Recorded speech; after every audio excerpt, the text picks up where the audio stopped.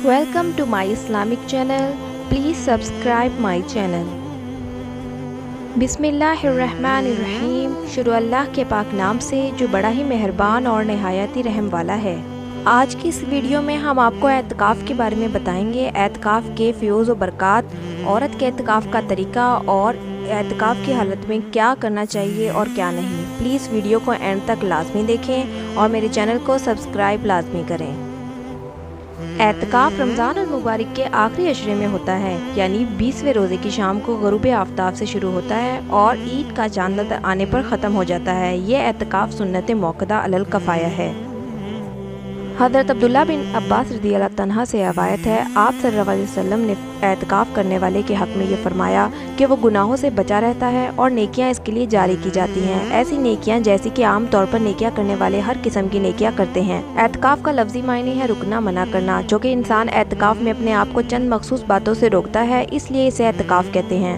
एतकाफ़ रमज़ान के आखिरी अशरे में होता है, यानी 20वीं रोज़े की शाम को ग़ुरूब आफ्ताब से शुरू होता है और ईद का चांद नज़र आने पर ख़त्म हो जाता है। यह एतकाफ़ सुन्नत मौक़दा अलल कफ़ाया है, यानी किसी बस्ती और मोहल्ले में से एक आदमी भी एतकाफ़ कर ले तो सब के ज़िम्मे से उतर गया, और अगर बस्ती या मोहल्ले में से किसी ने भी एतकाफ़ ना किया तो वहाँ के तमाम मुसलमान गुनाहगार होंगे। मर्द के एतकाफ़ का तरीका यह है कि 20वें रोज़े की शाम को मगरिब से पहले मस्जिद में दाखिल हो और फिर ईद का चाँद नज़र आने पर मस्जिद से बाहर निकले। इस दौरान खाना पीना, सोना, जागना, पढ़ना, लिखना सब कुछ मस्जिद के अंदर रहकर करे। अलबत्ता ज़रूरी हाजत के लिए मस्जिद से बाहर निकल सकता है। अगर बगैर उज़र के एक लम्हे के लिए भी बाहर निकला तो एतकाफ़ टूट जाएगा।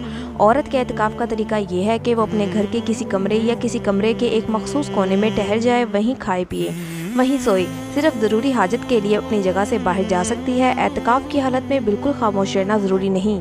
एतकाफ़ की हालत में बिल्कुल खामोश हो जाना और खामोशी को इबादत समझना मकरूह है, लेकिन फजूल बातें करना भी मकरूह है। दीन की बातें करने की इजाज़त है। अब ये बात भी सामने रखनी चाहिए कि एतकाफ़ की हालत में क्या करना चाहिए, तो इसमें आम हजरात के लिए यही मुनासिब है कि वो जो भी नेक काम हो वो करे। मसलन नवाफिल पढ़े, कुरान हकीम की तिलावत करे, दरूद शरीफ कसरत से पढ़े और अच्छी किताबों का मुताला करे। और जो हजरात इसके अहल हैं, इनके लिए मुनासिब ये है कि वो रोज़ाना कम अज़ कम एक पारा तिलावत करें और फिर इसके बाद इसी पारे की तफसीर तर्जमे का मुताला करें। जब हम हज़ूर अकरम सल्लल्लाहु अलैहि वसल्लम की अहादीस मुबारका का मुताला करते हैं तो हमें एतकाफ़ के बड़े फ़ज़ाइल मालूम होते हैं, जिससे जहन में एतकाफ़ की अहमियत पैदा होती है। हज़रत आयशा रज़ियल्लाहु अन्हा से रवायत है कि रसूलुल्लाह सल्लल्लाहु अलैहि वसल्लम ने रमज़ान के आखिरी अशरे में एतकाफ़ फरमाया करते थे। यहाँ तक कि आपने जब पर्दा फरमाया तो अज़वाज मुतहरात उम्महातुल मोमिनीन एतकाफ़ फरमाती रही। एक और मौके पर इरशाद नबी हुआ, फरमाया, जो शख्स एक दिन भी अल्लाह की रज़ा और खुशनुदी के लिए एतकाफ़ करता है तो अल्लाह इस शख्स के और दोज़ख के दरमियान 3 ऐसी खंदकों के बराबर दीवार कायम फरमा देते हैं, जिन खंदकों का फासला ज़मीन और आसमान के फासले से भी ज़्यादा है। बैकही की एक रिवायत में बड़ी अहम अहदीस में ज़िक्र है, रसूलुल्लाह सल्लल्लाहु अलैहि वसल्लम ने फरमाया, जो शख्स रमज़ान के आखिरी अशरे में एतकाफ़ करे तो इसे 2 हज और 2 उम्रों के बराबर सवाब मिलेगा।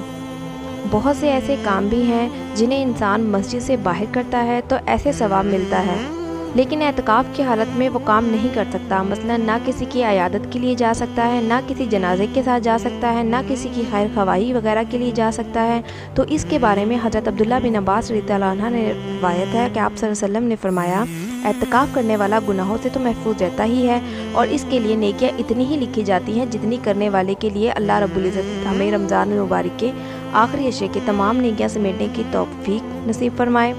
मेरी वीडियो को एंड तक लाजमी देखें और मेरे चैनल को सब्सक्राइब लाजमी करें।